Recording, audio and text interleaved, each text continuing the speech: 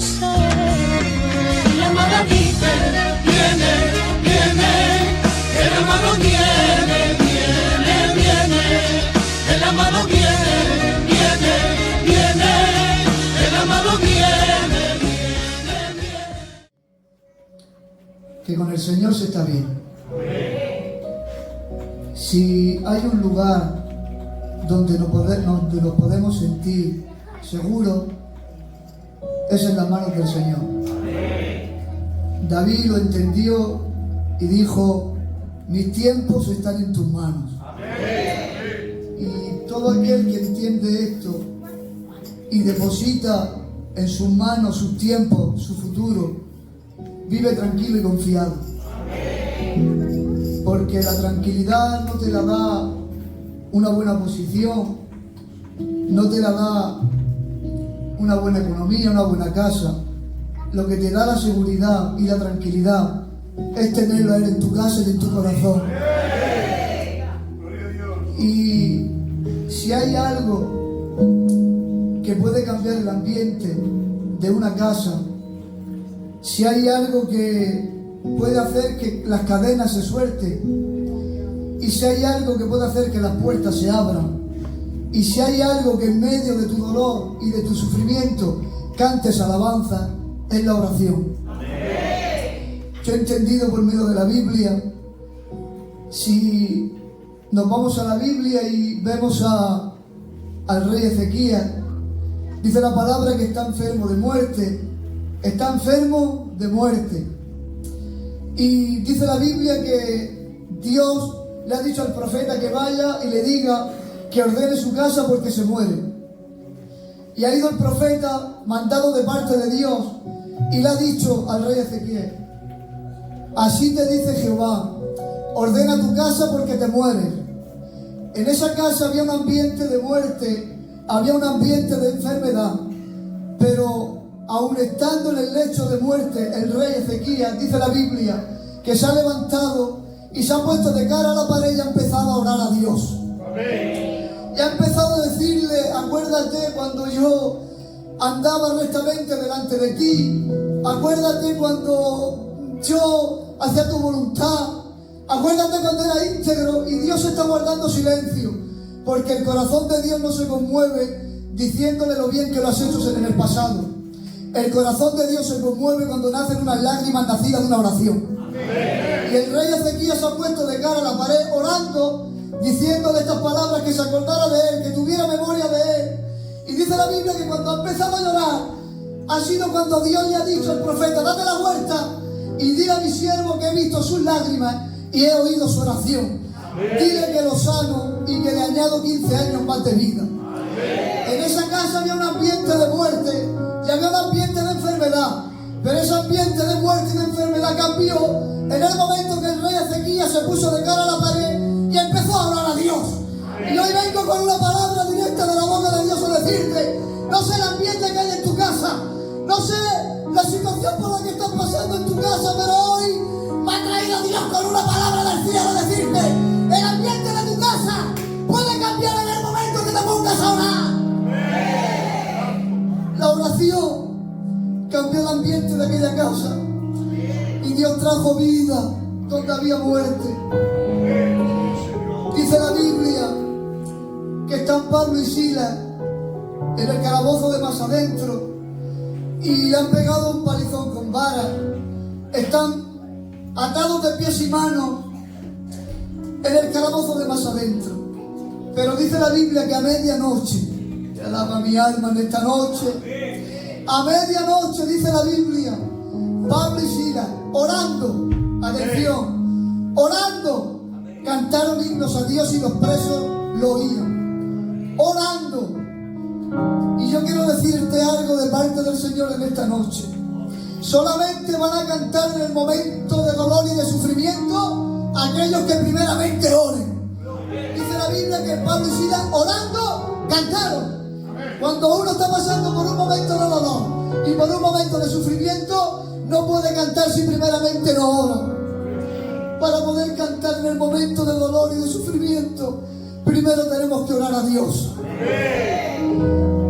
Dice la Biblia, y termino enseguida, pero quiero poner lo que Dios ha puesto en mi corazón, amén. Dice la Biblia que el apóstol Santiago, Manuel, pastor, hace dos preguntas y dice: si hay alguno entre vosotros contento, dice él, que cante alabanza. Y hace otra pregunta y dice: pero si hay alguien entre vosotros afligido, que alaba mi alma. Si hay alguien que lo está pasando mal, si hay alguien que está dolido por dentro, dice que haga oración. ¿Por qué? Porque la oración es el trampolín que te lleva a la adoración. Y lo que más necesitamos en este tiempo son hombres y mujeres que, aunque estén en el calabozo de más adentro, aunque estén pasando por un momento de aflicción en tu vida, levanta la oración a Dios, que el ambiente de tu casa cambiará. Un aplauso para el Señor y que el Señor lo bendiga.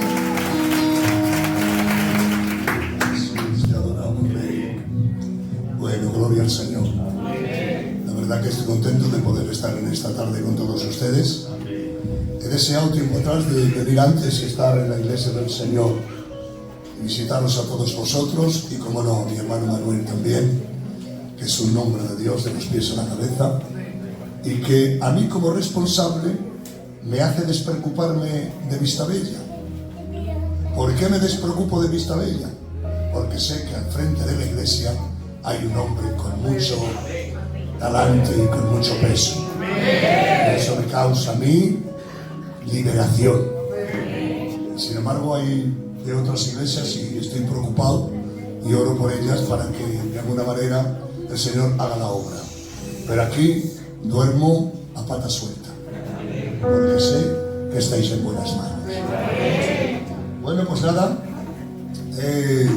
yo he venido para compartir con vosotros una palabrica y espero que el Señor os haga bien con ella. Hablaba nuestro hermano del dolor, del sufrimiento, del padecimiento, de todo lo que pasa, de todo lo que pasamos como cristianos. Pero para eso nos llamó Dios. ¿O qué pensabas?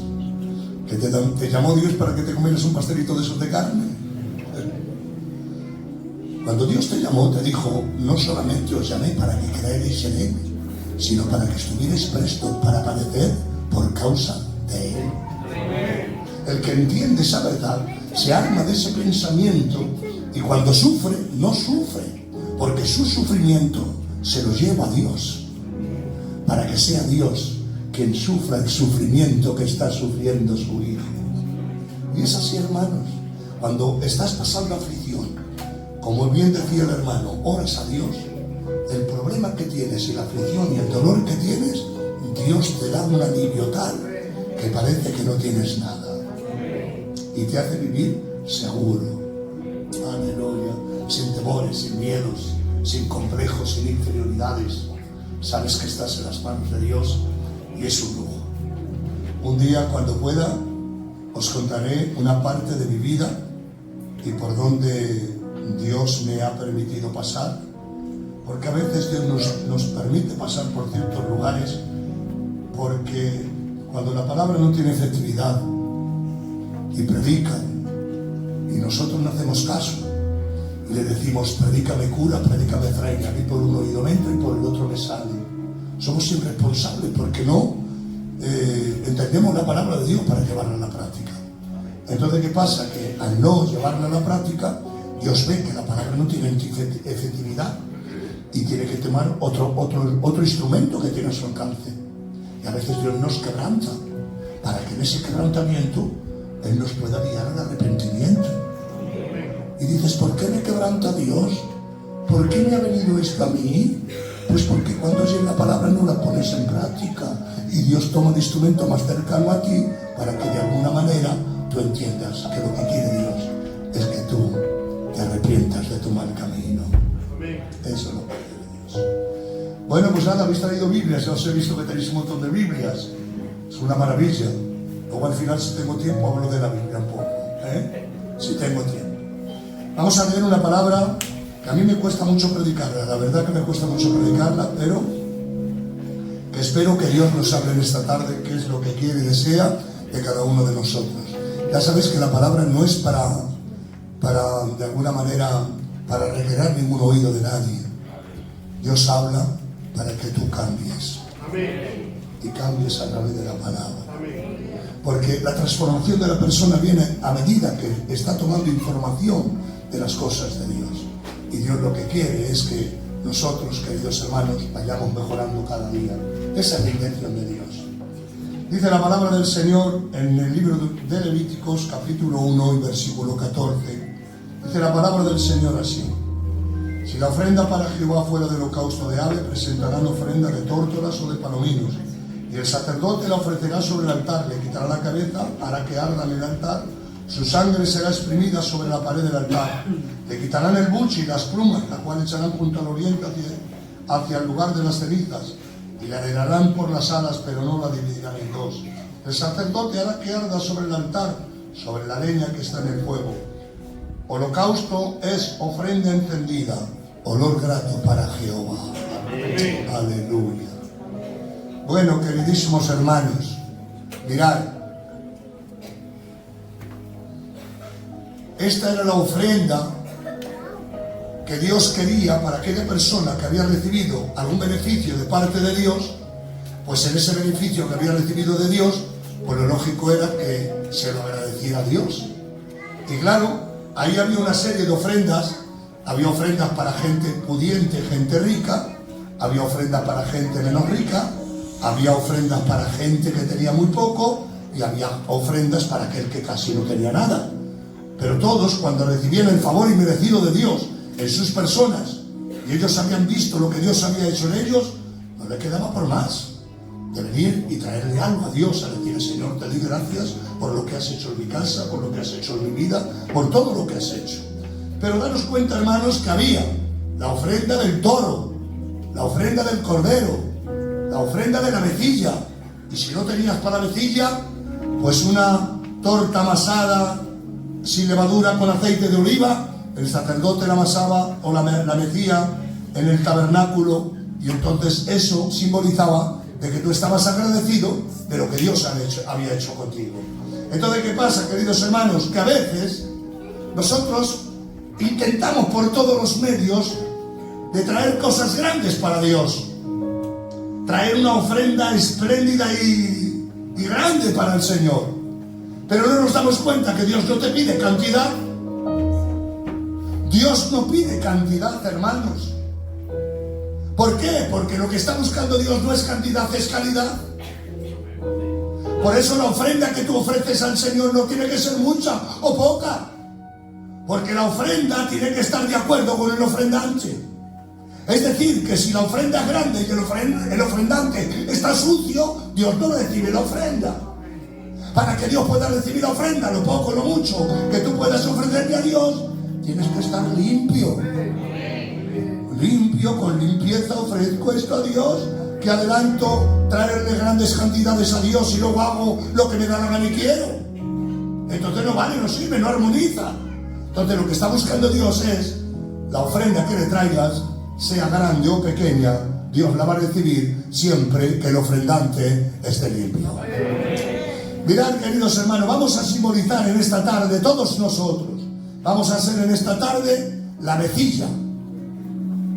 La vecilla que alguien de alguna manera quería ofrecerla y venía y la traía al sacerdote para que el sacerdote la ofreciera en el altar de Dios en agradecimiento al beneficio que había recibido. Pero claro, cuando traía la vecilla de la manera que la traían, no servía, no valía. ¿Por qué? Pues porque la vecilla había volado por la expansión de los cielos, había comido donde podía, había dormido donde también había podido dormir, hasta que caía en las redes del lazo del cazador. El cazador la apresaba a la vecilla y se ponía delante del templo y se ponía a venderla, y la persona que deseaba ofrecer algo a Dios le compraba la vecilla, y esa vecilla la ponía en las manos del sacerdote para que el sacerdote la ofreciera en el altar de Dios. Pero vuelvo a repetir, hermanos, no valía tal cual venía. Tenía que hacer ciertas cosas el sacerdote para que la avecilla pudiese ser ofrecida en el altar de Dios. Y así hemos sido nosotros también. Nosotros deambulábamos en este mundo sin esperanza, sin Dios en el corazón. Vivíamos a nuestra manera, a nuestra forma, hasta que Dios extendió la red de su amor y nos apresó. y nos trajo a este lugar. Y tal como vinimos, no podíamos ofrecernos delante de Él. Tenía que hacer algo Dios primeramente en nosotros. ¿Y qué es lo que hacía Dios en nosotros? Ha sido perdonar todos nuestros pecados y borrar todas nuestras iniquidades. Pero aún así, cuando vinimos del mundo, vinimos imperfectos, con odios, rencores, malicias, maledicencias, montones de cosas que había dentro de nosotros. Y Dios nos llamó siendo imperfectos, pero con un gran propósito. El propósito que tiene Dios es que nos llamó siendo imperfectos para hacernos perfectos, para hacernos semejantes a su Hijo Jesucristo. Ese es el propósito que tiene Dios con nosotros. Por eso tiene que decir el apóstol San Pablo: estoy persuadido de que el que comenzó en vosotros la buena obra, Él la perfeccionará hasta el día de Jesucristo. Luego estás aquí, no estás para que te sientes en un banco y escuches lo que la gente te diga. Estás aquí para que Dios, a través de su Espíritu y la palabra, te vaya perfeccionando cada día, para que te vayas pareciendo un poquito más a Jesucristo el Señor.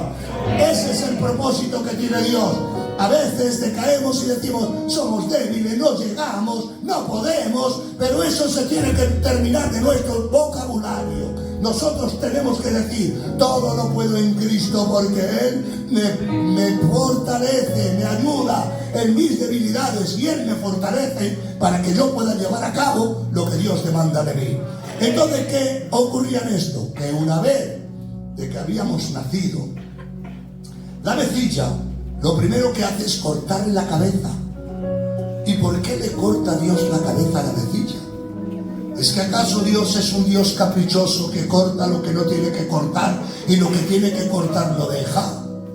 ¿Qué va, hermanos? Dios es un Dios inteligentísimo, que corta lo que tiene que cortar y deja lo que tiene que dejar.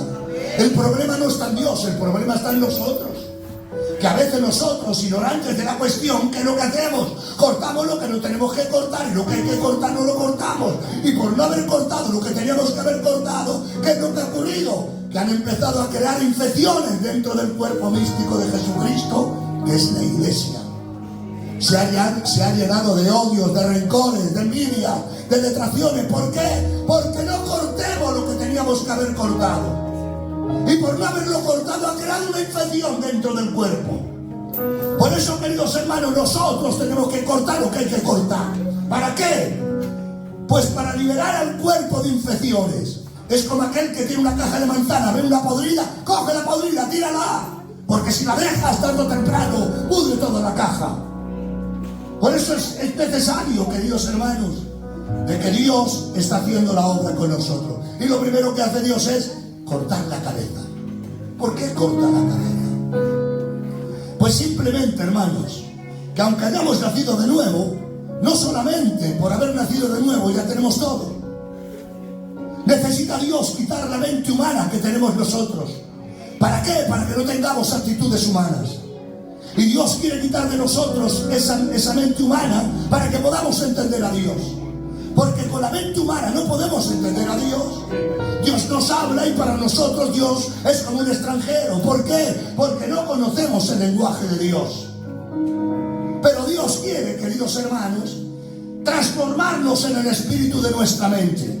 Por eso Pablo tiene que decir a los romanos: hermanos míos, os ruego por las ternuras del Nazareno, que os renovéis mediante la renovación de vuestro entendimiento. ¿Para qué? Para que comprobéis cuál sea la voluntad de Dios, agradable y perfecta. Pero necesitamos un cambio de mente. Si no hay un cambio de mente, tampoco hay una transformación. Para que haya una transformación, tiene que estar dentro de nosotros la mente de Cristo en nosotros, para saber lo que tiene Dios para nosotros, y sabemos esforzarnos como debemos de esforzarnos. ¿Qué es lo que ocurre? Que mientras no haya un cambio de mente, vuelvo a repetir, no hay una transformación interna. Puede haber una transformación externa, porque somos muy dados a ello. Que yo sí, ahí había, hace muchísimos años, había unos gitanos que no comían, pero ellos se ponían el panello en la boca y hacían como que se habían comido un cocido y estaban muertos de hambre. Así lo que pasa, que a veces cambiamos nosotros externamente pero no cambiamos internamente. Y para cambiar internamente tenemos que tener la mente de Cristo. Y mirad si sabe Dios que es inteligente. Le dice al sacerdote: cuando hayas cortado la cabeza, rápidamente échala en el fuego y quémala. ¿Por qué esa rapidez? ¿Por qué tiene que quemar la cabeza tan rápido como ha sido cortada? ¿Por qué?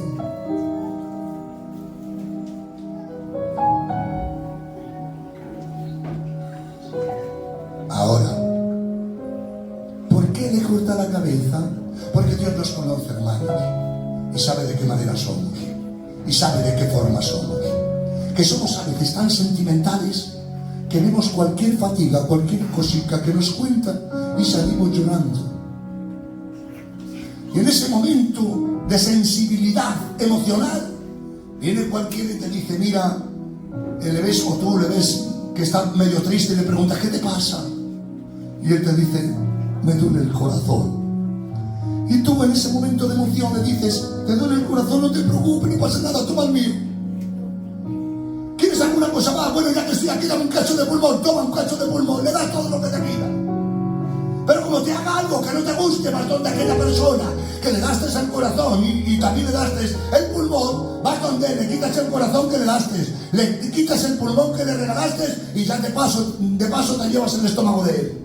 Quiere decir que somos tan emocionales que necesitamos no emoción, sino firmeza en el Evangelio de Dios. Dios quiere hombres y mujeres firmes en el Señor. Por eso tiene que decir: su sangre será exprimida sobre la pared del altar. ¿Qué significaba esto, hermanos? Significaba claramente, y así es, que cuando le cortaban a la vecilla, la cabecilla, o la cabeza, le cortaban a la vecilla, el sacerdote la ponía boca abajo y luego tenía que tirar toda la sangre en el altar de Dios, diciendo: santidad a Jehová, santidad a Jehová, santidad a Jehová, hasta que la vecilla no viera ni una gotica de sangre en sus venas. ¿Qué quiere decir Dios con esto, hermanos? Daros cuenta que en el mismo libro de Levíticos dice: la sangre es la vida de la carne. ¿Qué quiere Dios con eso? Quiere Dios que si amas a Dios, hagas un compromiso con Dios. El compromiso que tienes con Dios, si realmente le amas, es que entregues tu vida a los pies del altar de Dios.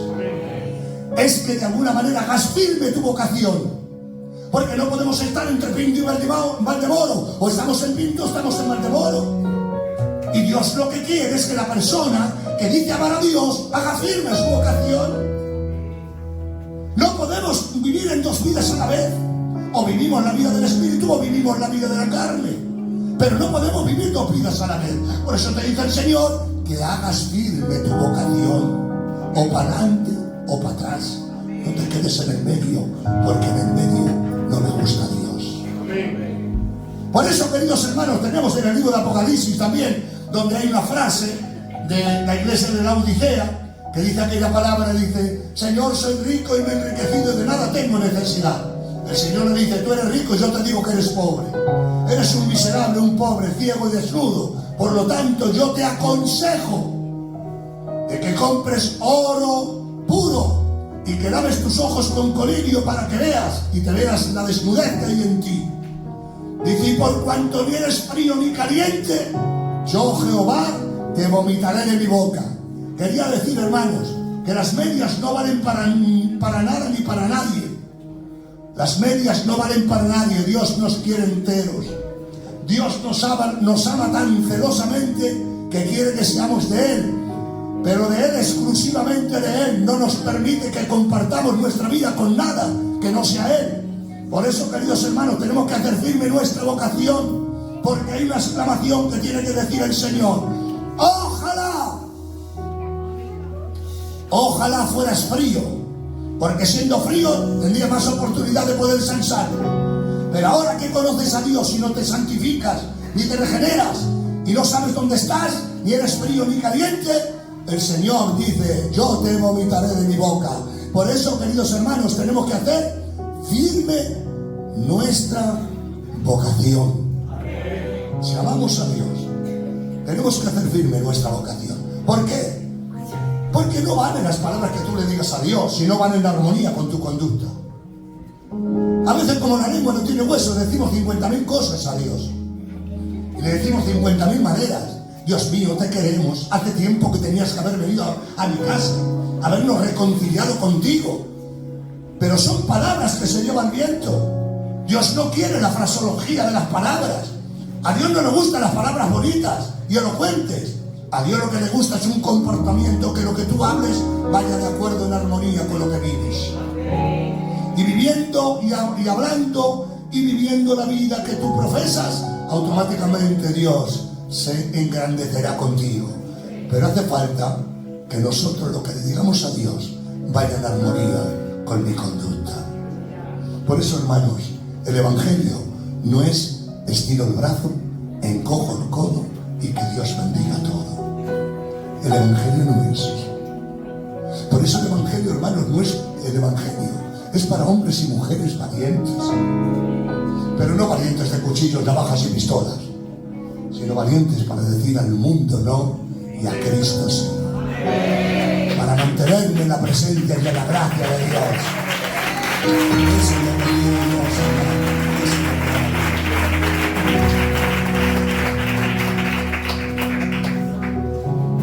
Y ahora dice, le quitarás el buche. ¿El buche qué era?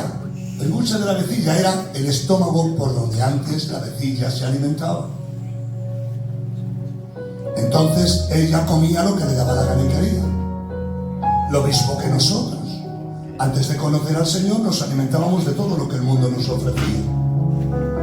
Pero ahora quiere Dios que comas. Que comas, que te alimentes. Que te nutras con la palabra de Dios. Había un hermano que oraba antes en la oración que decía, no solo de pan vive el hombre, sino de toda la palabra que sale de la boca de Dios. ¿Qué quiere Dios? Que comas, que te nutras, que cuando salgas del culto salgas satisfecho y lleno de las cosas de Dios. Para que lleno de aquí, salir lleno de aquí, no busques otros lugares donde puedas saciar el alma cuando el alma pida lo que tú no deseas ni quieres. Para eso hay que alimentarse. Mirad, hermanos, nosotros, yo empecé a ir al culto en el año 1968. Estuvimos en el año 1978. Yo tenía 14 años. A los 17 me casé. A los 24, 25 me mandaron a pastorear. Hemos estado casi toda nuestra vida pastoreando. Y la verdad que he sido el hombre más feliz de toda la faz de la tierra. Y sigo siendo el hombre más feliz de la faz de la tierra. Porque trabajar para Dios no hay precio con que pagarlo. Es una satisfacción que siento dentro del alma. Que es que yo que sé, hermanos. Y hemos estado pastoreando siempre. Y claro, en aquella época yo iba a las iglesias y no me daban un duro. Tenías que buscarte tú las alubias como podías. Entonces, ¿qué hacía mi gitana?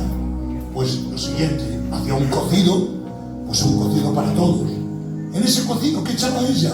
Echaba una gallina, un cotudillo de jamón, tocino, chorizo, y de paso, porque a mí me encanta, hermanos, una orejita de balicho. Mira, la verdad que me encanta. Entonces, todo eso lo hacía y lo echaba.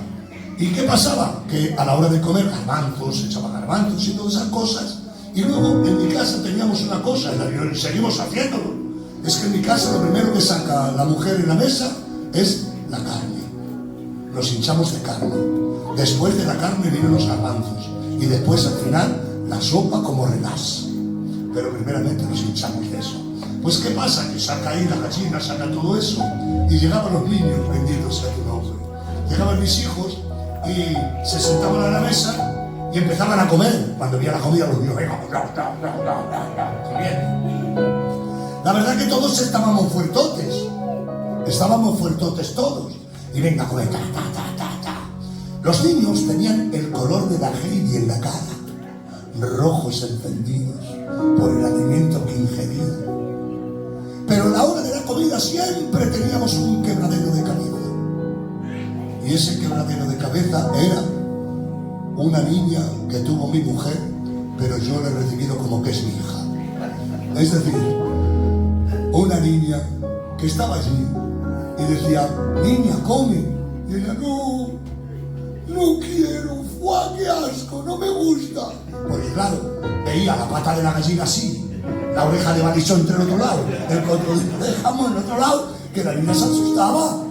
Y entonces no quería comer, no quiero comer eso. Los niños gozaban, pero ella no comía. ¿Cómo estaba la niña? Blanca como la leche, los ojos brillantes, anorésica perdida. Los niños, fuertotes, color de la Heidi, no había que los aguantara, daba gusto verlos. Pero la niña, paliducha. Y claro, viéndola que no comía, decía, niña, que tienes que comer, que si no comes, su papá, te mueres.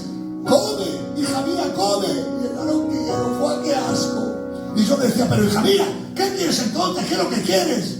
Y ella se quedaba así, me miraba y me decía, un bollicao.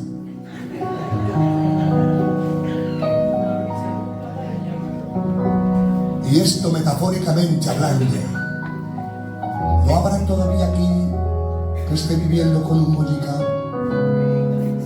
Se come el bollicao y se va para casa. Vuelve mañana y se vuelve a comer otra vez el bollicao y se va para casa. ¿Y cómo está? Anorésico perdido, anorésica perdida. La cara blanca como la leche, los ojos brillantes, sin fuerza, sin ánimo. Porque le faltan las fuerzas, porque no come. Puede haber alguien que tenga las glándulas gustativas súper desarrolladas y levante la tapa de la olla y solamente con el olfato empieza a olfatar la comida y diga, aquí hay gallina, aquí hay cotudillo de jamón, aquí hay chorizo, aquí hay oreja de balichón, y diga todos los condimentos que hay dentro de la olla. Pero yo pregunto, ¿de qué le vale? Si no come, si solo huele la comida. ¿No habrá alguien aquí que venga y solo huela en el ambiente del culto y se vaya para casa sin comer? Desvalido, propenso a caerse camino de su casa porque no se alimenta. Para que el cocido, la comida o la palabra de Dios tenga efectividad en nosotros, hay que ingerirla, meterla dentro del cuerpo, y una vez que ha entrado en el estómago, el hígado, el páncreas y la vesícula segregan unos jugos gástricos que empiezan a triturar la comida. La lavadora del estómago empieza a funcionar durante 2 horas. A las 2 horas todo lo que ha ingerido pasa a la sangre, y de la sangre a los músculos, y de los músculos a los brazos y a la fuerza. Por eso hay muchos cristianos que no tienen fuerza, siempre están debilitados. ¿Por qué? Porque no comen. No comen. Y hay que comer. No lo que el mundo nos daba, lo que Dios nos da.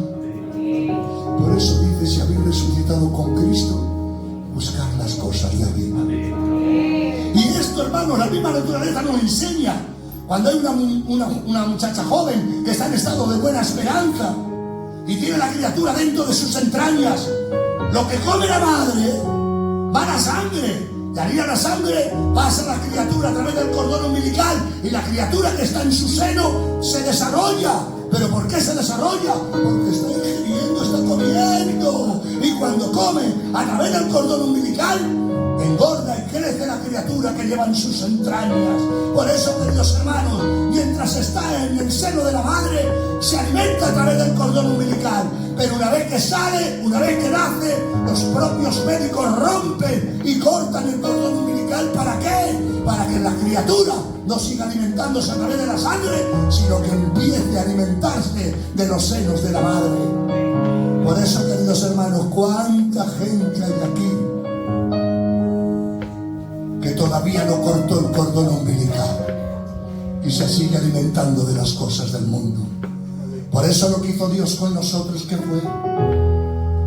Cuando vio que nosotros seguíamos alimentándonos de las cosas del mundo, en el nuevo nacimiento que hizo Dios, cortó el cordón umbilical que nos unía a esta tierra para que no nos alimentemos más de esta tierra, sino que empecemos a alimentarnos de las cosas que provienen de Dios, de las cosas que vienen del cielo. Eso es lo que quiere Dios. Esa es la iglesia santa, la iglesia pura, que no busca los quehaceros o las cosas de este mundo, sino que quiere alimentarse de la bendita palabra de Dios. No solo de pan vivirá el hombre, sino de toda la palabra que sale de la boca de Dios. Ese es nuestro nutriente, comer la palabra de Dios. Y sigue diciendo, para no cansaros, sigue diciendo, hermanos, dice, le quitarán las plumas. Ay, Dios mío de mi vida. Estoy haciéndolo muy rápido por no cansaros. Me gustaría haberlo hecho más despacio. Le quitan las plumas. ¿Por qué tiene Dios que quitar las plumas?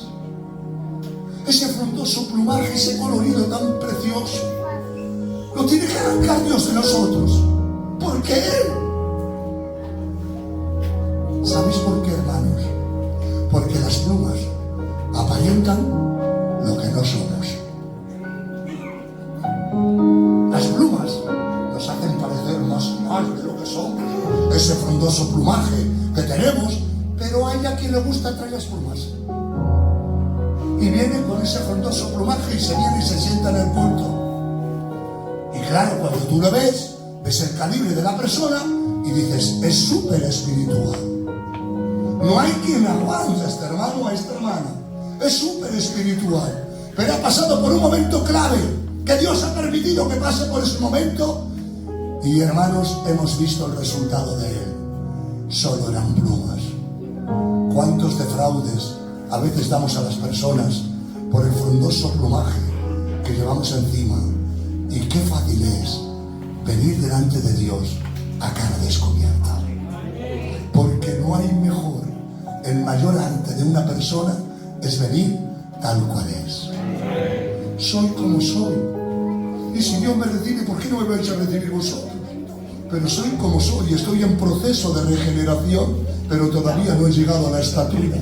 Pero estoy perfeccionándome. Es verdad que igual hoy yo soy más lento, no me desarrollo yo como tenía que desarrollarme, pero voy en ese proceso.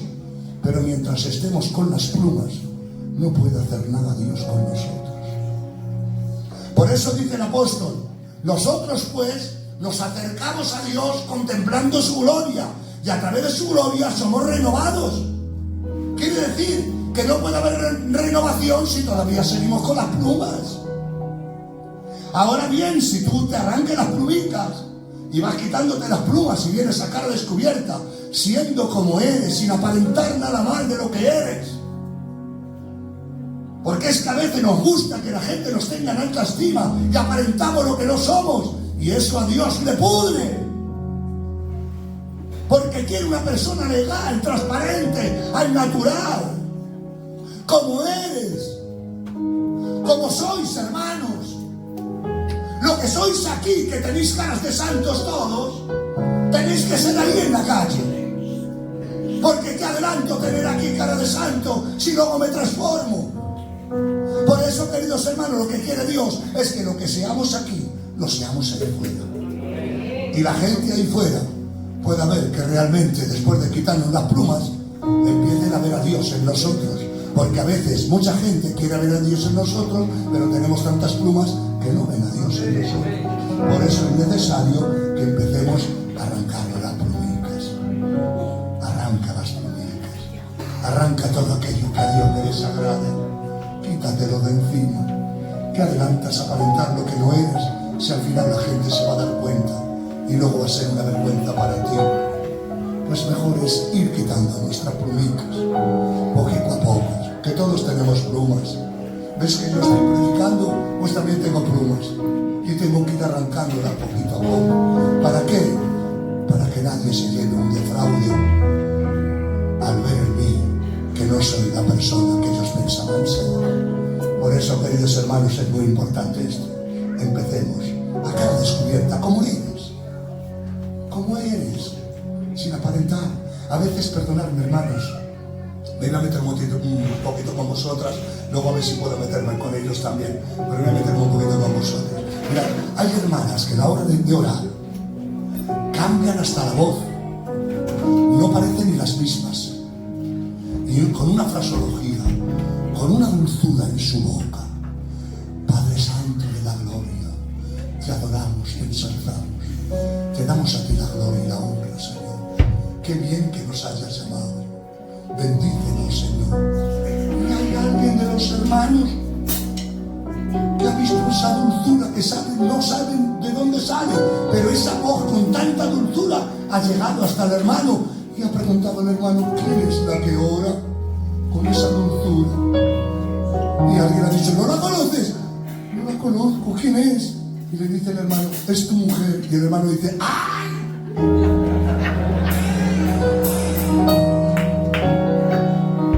Porque no es en casa lo que es aquí. Por eso, queridos hermanos, esto es muy importante, importantísimo, ser en casa lo que eres aquí. Y tú, hermano, ser en casa lo que eres aquí. No vaya a ser que en casa eres una cosa y aquí seas otra, porque eso es lo que no le agrada a Dios. Por eso tenemos que ser pues como Él. Y si hay algo en ti, tanto los hermanos como las hermanas, algo en ti que te está haciendo mal y que no quieres ser lo que eres, que quieres ser mejor persona y que quieres que haya un cambio en tu vida, pídeselo a Dios. Porque Dios no hará nada ni en ti, ni en mí, ni en nadie, si no primeramente no se lo pide a Dios. Y ve que tal tiene algo dentro de él que no le agrada a Dios y le dice a Dios: Dios mío, arráncalo de mí, que no lo quiero. Quiero mejor ser mejor hermano, mejor padre, mejor amigo, mejor marido. Quiero que me cambies, pero cámbiame tú. No quiero cambiarme yo, cámbiame tú. No olvides nunca esto, que Dios no hará nada en ti, en ti, en ti, si primeramente tú no se lo pides. Ve algo que tengas dentro de ti y digo: no lo quiero. Quiero que lo arranques a mí. Arráncalo, Señor, de mí. Y Dios lo arrancará de ti, porque ve que eso que tienes te está haciendo daño. Mirad, en Bilbao había un gitano con mucho dinero, honradamente.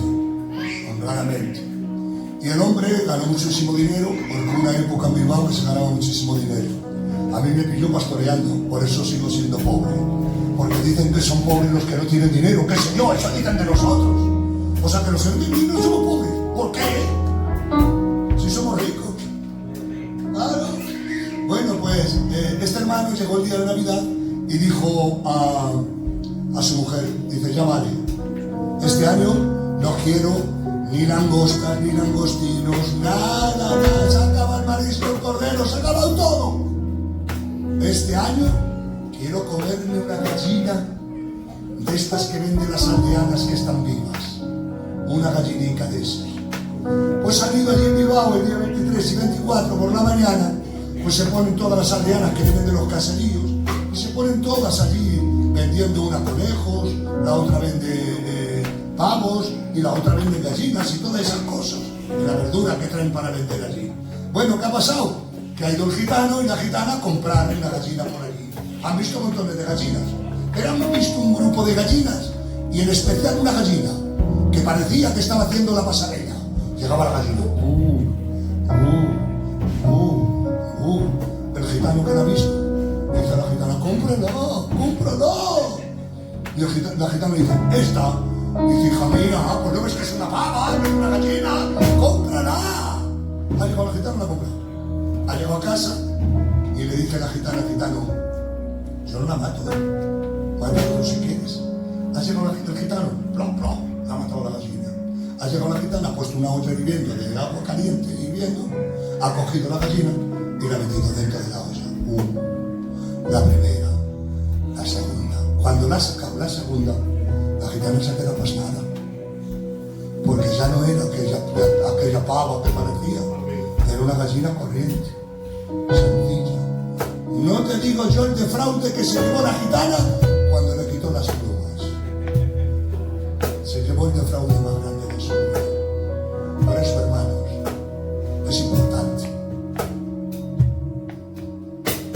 poquito a poco, vamos a quitarnos las muñecas, porque como no nos las quitemos nosotros, está el Padre que pone la olla caliente hirviendo y nos mete en el agua caliente hirviendo, y ahí es cuando va a quitarnos la broma.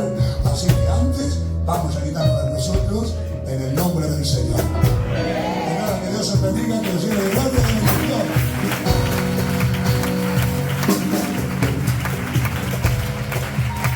Si me dejáis 2 minutos y si me acuerdo que lo he visto con la Biblia, pues la verdad que me gustaría decir algo de la Biblia. 2 minutitos. Mírame lo que tú puedes hacer por ahí, que yo voy a intentar hacer lo que pueda por aquí. Mírame. La Biblia. Oh, la Biblia, hermanos. Biblia. Libro santo. Libro de gloria inmortal. Es su origen celestial y de Dios sublime canto. Nos habla de risa y de llanto. Nos habla de gozo y tristeza. Dios en ella nos expresa su poder y santidad, y de su amor la eternidad, y de su ser la grandeza. El mismo Dios es autor, aunque muchos le escribieron, pero inspirados todos fueron del más vivo y santo ardor.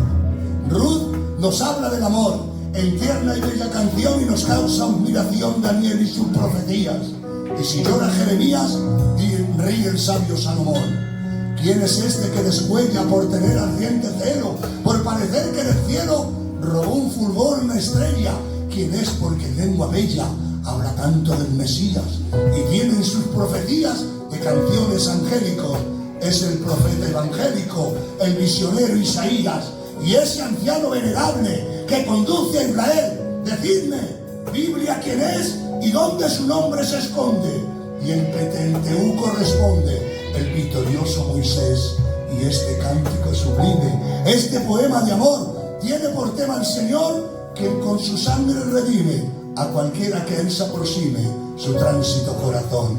Ella nos da la razón de que el hombre necesita de la dádiva bendita para obtener el perdón. Oh, qué libro tan hermoso, oh, qué libro tan perfecto. Cúmplelo y serás correcto, léelo y serás dichoso. Sus letras destilan gozo, su mensaje es el amor. Son las joyas del convicto Jehová, que siempre ha sido y será de los libros el mejor. Dios te bendiga.